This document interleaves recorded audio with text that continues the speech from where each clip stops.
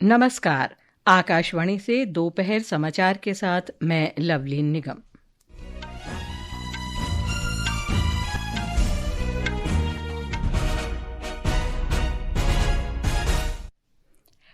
भारत और रूस ने 2030 तक द्विपक्षीय व्यापार को 100 अरब डॉलर तक बढ़ाने का संकल्प लिया। वित्त मंत्री निर्मला सीतारामन ने कहा, केंद्र कर प्रणाली को सरल बनाने पर काम कर रहा है, आयकर भरना कठिन प्रक्रिया नहीं रह जाएगी। सरकार ने इंडिगो को किरायों का लंबित भुगतान यात्रियों को बिना किसी देरी के जारी करने के निर्देश दिए। राष्ट्रपति, उपराष्ट्रपति और प्रधानमंत्री ने भारत रत्न बाबा साहेब डॉक्टर भीमराव आम्बेडकर के 70वें महापरिनिर्वाण दिवस पर श्रद्धांजलि अर्पित की। और विशाखापट्टनम में भारत और दक्षिण अफ्रीका के बीच तीसरा और अंतिम एक दिवसीय क्रिकेट मैच जारी। अब समाचार विस्तार से। भारत और रूस ने वर्ष 2030 तक द्विपक्षीय व्यापार को 100 अरब डॉलर तक बढ़ाने का संकल्प लिया है। नई दिल्ली में कल रूस के राष्ट्रपति व्लादिमीर पुतिन के साथ भारत रूस व्यापार मंच को संबोधित करते हुए प्रधानमंत्री नरेंद्र मोदी ने ये बात कही। उन्होंने कहा कि दोनों नेताओं के बीच हुई चर्चा और दोनों पक्षों की मजबूत क्षमता ये संकेत देती है कि द्विपक्षीय व्यापार लक्ष्य निर्धारित समय से पहले ही हासिल कर लिया जाएगा। पुतिन और मैंने 2030 तक द्विपक्षीय व्यापार को $100 बिलियन का लक्ष्य को पार करने का हमने निर्धार किया था। हम उस लक्ष्य को समय से पहले पूरा करने के संकल्प के साथ आगे बढ़ रहे हैं। टैरिफ और नॉन टैरिफ बैरियर्स को कम किया जा रहा है। पिछले 11 वर्षों में भारत में जिस स्पीड और स्केल के साथ हमने बदलाव किए हैं वह अभूतपूर्व है।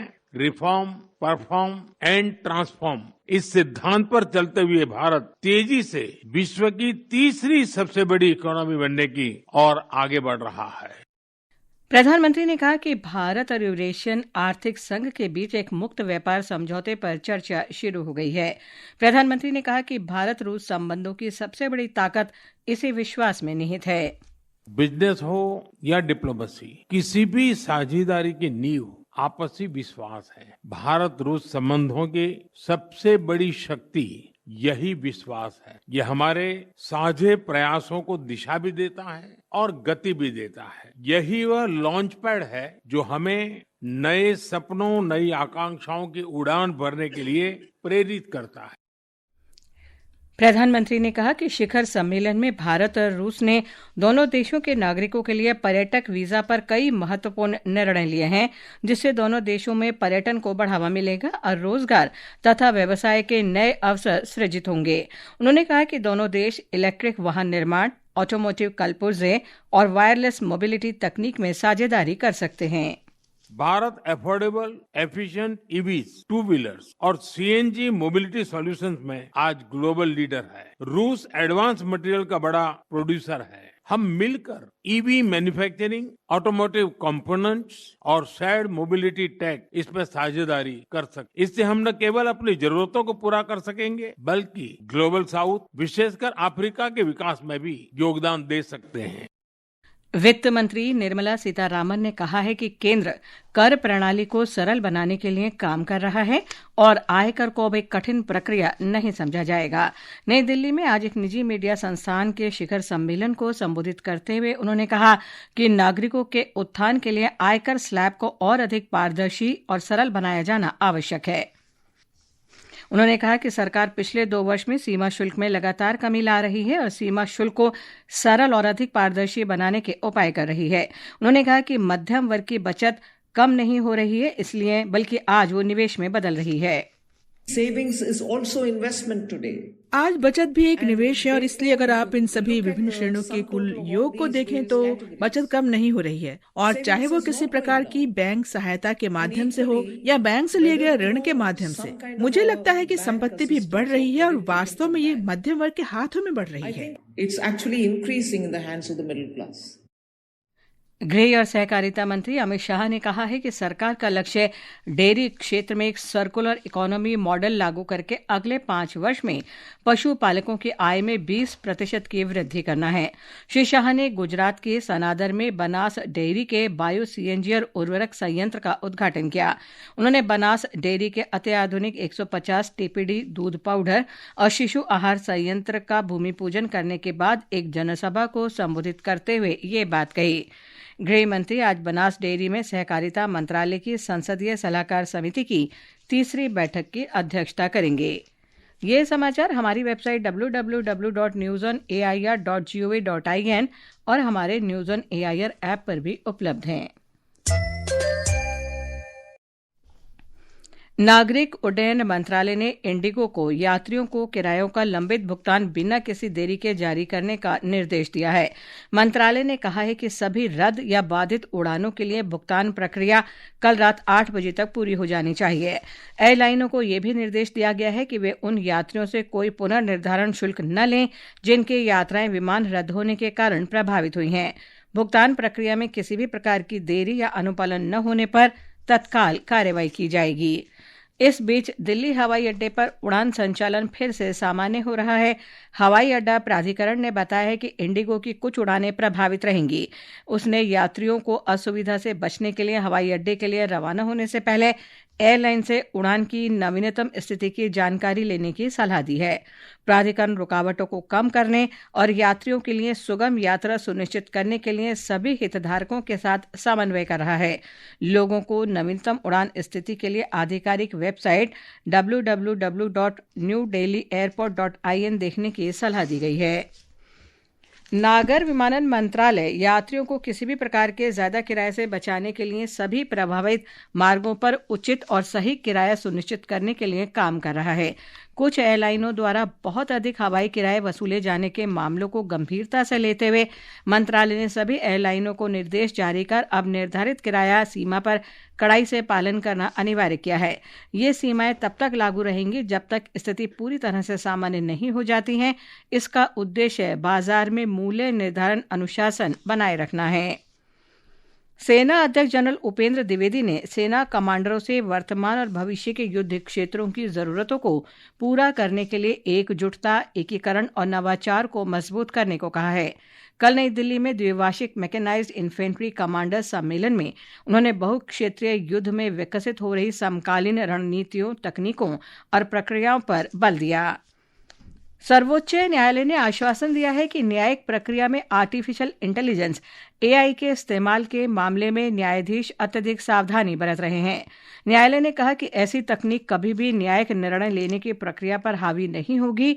मुख्य न्यायाधीश सूर्यकांत और न्यायमूर्ति जॉय माल्या बागची की अध्यक्षता वाली पीठ न्यायिक प्रणाली में एआई और मशीन लर्निंग के नियमन की मांग वाली एक याचिका पर सुनवाई कर रही थी। विज्ञान और प्रौद्योगिकी मंत्रालय द्वारा आयोजित 11वां भारत अंतर्राष्ट्रीय विज्ञान महोत्सव IISF का पहला सत्र आज पंचकुला के दशहरा मैदान में शुरू हुआ। विज्ञान और प्रौद्योगिकी मंत्री डॉक्टर जितेंद्र सिंह आज इसका औपचारिक उद्घाटन करेंगे। इस अवसर पर अंतरिक्ष यात्री ग्रुप कैप्टन शुभांशु शुक्ला ने छात्रों और युवा वैज्ञानिकों के साथ अपने अनुभव साझा किए। उन्होंने कहा कि भारत में विज्ञान क्षेत्र में काफी प्रगति हो रही है।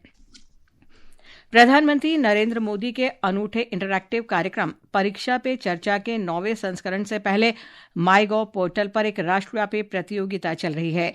ये ऑनलाइन बहुविकल्पीय प्रश्न आधारित प्रतियोगिता अगले साल 11 जनवरी तक चलेगी। कक्षा 6 से 12 तक के छात्र, शिक्षक और अभिभावक इसमें भाग ले सकते हैं।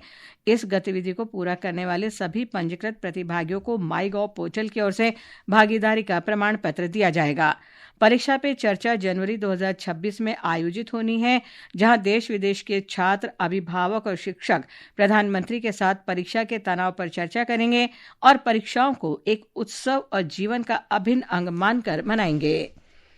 ये समाचार आकाशवाणी से प्रसारित किए जा रहे हैं। ताज़ा समाचार जानने के लिए आप हमारे social media handle X @AIR News Hindi को फॉलो कर सकते हैं। राष्ट्र आज भारत रत्न बाबा साहेब डॉक्टर भीमराव आम्बेडकर को उनकी 70वीं पुण्यतिथि महापरिनिर्वाण दिवस पर श्रद्धांजलि अर्पित कर रहा है। राष्ट्र निर्माण में बाबा साहेब के अद्वितीय योगदान को उजागर करने के लिए कई कार्यक्रम आयोजित किए जा रहे हैं। एक रिपोर्ट। सामाजिक न्याय और अधिकारिता मंत्रालय के अंतर्गत डॉक्टर अंबेडकर फाउंडेशन द्वारा प्रतिवर्ष महापरिनिर्वाण दिवस मनाया जाता है, जिसमें प्रख्यात समाज सुधारक, विधिवेत्ता और राजनेता डॉक्टर बी आर अम्बेडकर को श्रद्धांजलि दी जाती है। इस अवसर पर राष्ट्रपति द्रौपदी मुर्मू, उपराष्ट्रपति सीपी राधाकृष्णन, प्रधानमंत्री नरेंद्र मोदी और कई अन्य प्रमुख नेताओं ने आज नई दिल्ली में डॉक्टर अम्बेडकर को पुष्पांजलि अर्पित की। महापरिनिर्वाण बौद्ध परंपराओं में निहित एक अवधारणा है जो जन्म और पुनर्जन्म के चक्र से आत्मा की पूर्ण मुक्ति को दर्शाता है। बाबा साहब अम्बेडकर भारतीय संविधान के मुख्य वस्तुकार थे, जिनके सामाजिक न्याय, समानता और लोकतंत्र पर विचार आज भी पीढ़ियों को प्रेरित करते हैं। शिवांग मिश्रा, आकाशवाणी समाचार, दिल्ली। उपराष्ट्रपति सीपी राधाकृष्णन ने सोशल मीडिया पोस्ट में कहा कि समानता, सम्मान और बंधुत्व के लिए डॉक्टर आम्बेडकर के अथक संघर्ष ने एक आधुनिक, प्रगतिशील और समावेशी भारत की नींव रखी।